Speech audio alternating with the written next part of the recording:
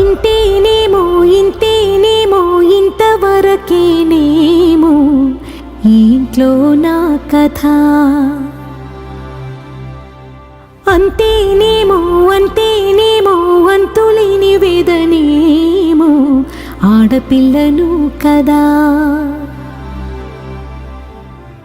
మళ్ళీ తిరిగి అడుగేసేది వచ్చిపోయే చుట్టూలానే. నేను పుట్టి పెరిగిన ఊరికి ఇంకా పైన పొరుగురిదాన్ని.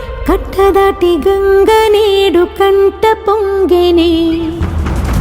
ఎంత ఎంత యాతనో ఎంత గుండె కోతనో ప్రాణమోలే పెంచుకున్న పిచ్చి నాన్నకు.